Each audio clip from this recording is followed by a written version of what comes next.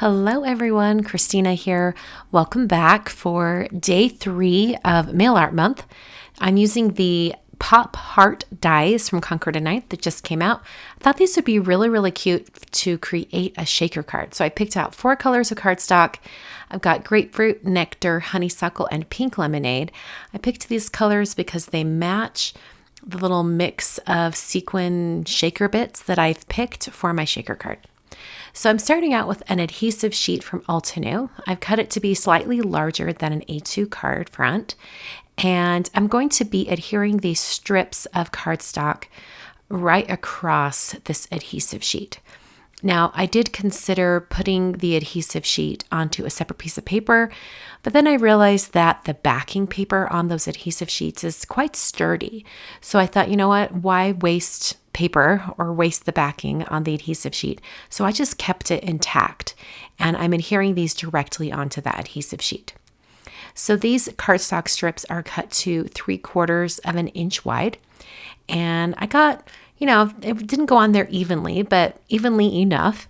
And then I used an A2 Layers die from Waffle Flower to cut out the outer shape of my card front. And then I grabbed the heart from the Pop Heart dies and had that cut out at the same time.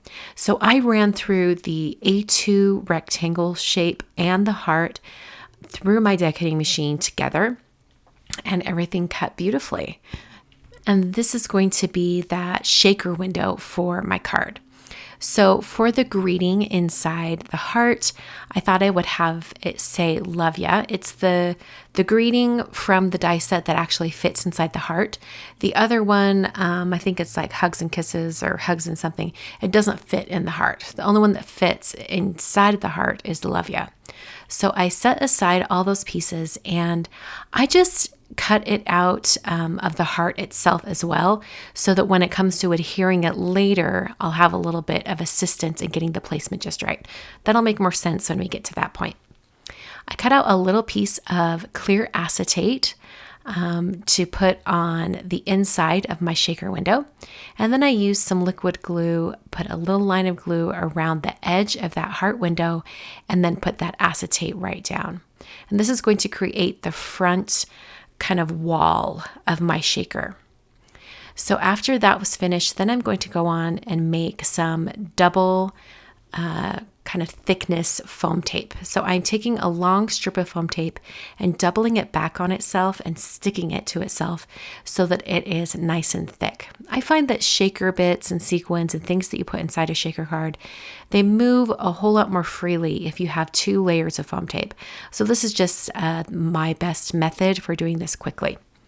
So I cut that foam tape in half so it was more narrow, and then I removed the release paper on both sides. And what this does is it allows the foam tape to be moldable so it can bend and curve around the edges of my heart window. So I did cut it a little bit short, so I'm going to add a second piece of foam tape to add on and just finish up that segment of my heart. And I'll close that up so it's nice and tight, and it'll keep all those shaker bits inside. I added some more of that double thick foam tape to other areas of the card. I made sure to go around those edges. And then to assemble the actual shaker, I'm going to use the corner in my Score Buddy. You could also use the corner of a Misty. And I've put that up tight into that corner. I'm removing all of the release paper off the foam tape. And then I'm going to put the shaker bits inside. So once again, I'm using this kind of shaker combo from Studio Katya. It's called Cupid's Kiss, and it's just kind of a perfect color combination for kind of a love or Valentine's Day card. I'm going to shake quite a bit of these in here. In fact, in the end, I didn't use enough, I think. I think I could have put in that entire kind of mix that I've got here, but I did stop and put the rest of it aside. Then I took a folded card base, and I'm going to start from that corner, get that lined up, and then just press that down directly onto the foam tape. And that closes everything up for the shaker. And then when I flip my card over, you can see all of those shaker bits moving around freely inside. I think it looks really fun. So now I'm going to adhere my greeting right over that center area of the shaker. And here's where that gold piece that I cut out earlier is going to come into play. So because I cut out my greeting out of that gold foil at the same time, I now have a template for where to adhere all of these individual letters. So I put some liquid glue on the back of each one of these letters and then just puzzle pieced it back in to this kind of arrangement.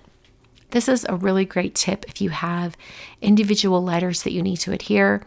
You can cut out the negative area and then use that for placement. Put a little dab of glue under the bottom of that exclamation mark and then press that down.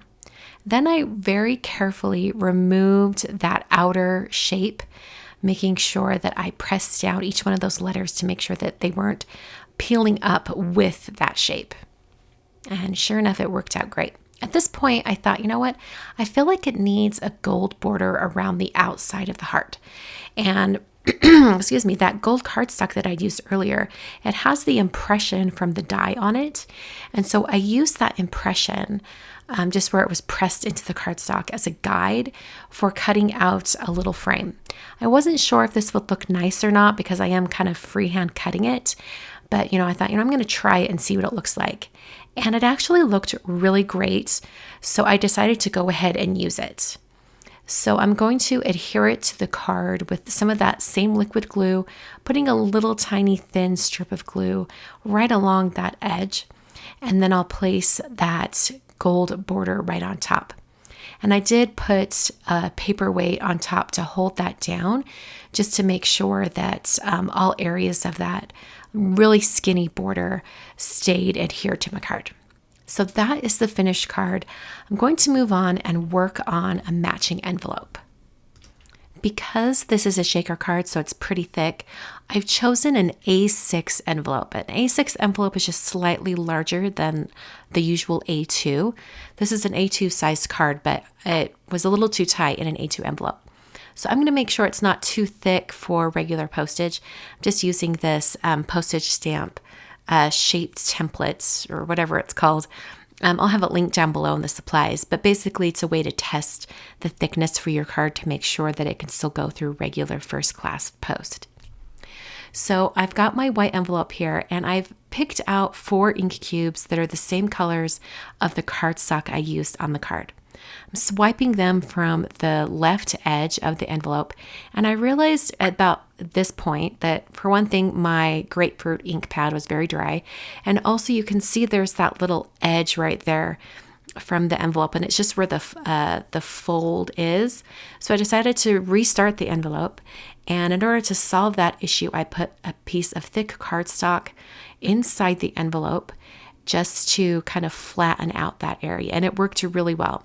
But because that cardstock was sticking out the top of the envelope, I needed to mask the flap off, so I just used a Post-it note for that. I inked up my grapefruit ink so it's nice and juicy now, so when I get to the grapefruit, it's going to apply much better onto my envelope. So here's honeysuckle, and then onto grapefruit, and you can see I get quite a bit more ink coming down onto my paper. All right, so I'm going to move on to the next color, which is Nectar.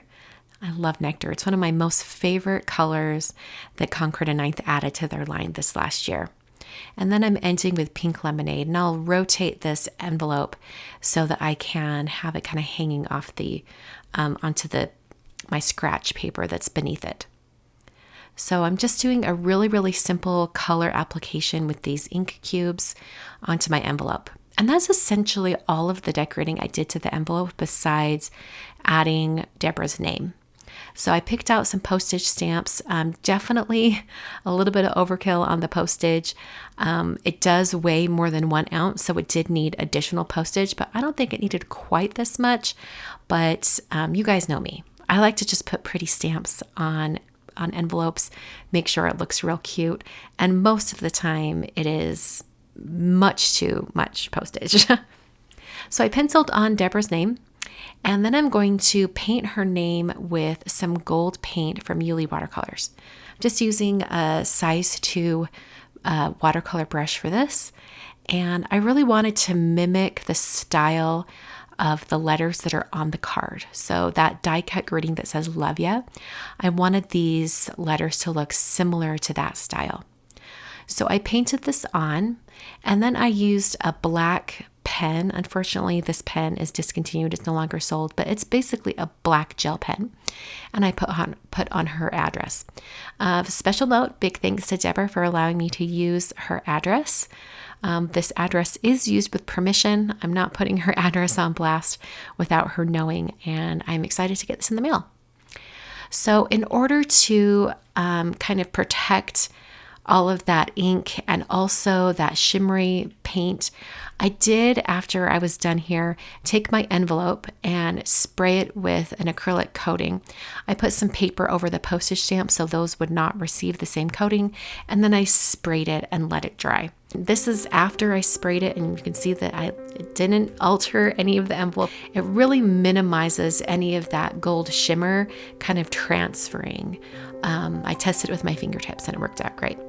So that is the card and envelope for today. Thank you so much for stopping by and kind of watching card and envelope number 3 for Mail Art Month. I'll be back on Friday with day 4. Thanks for joining me, and I'll catch you guys next time.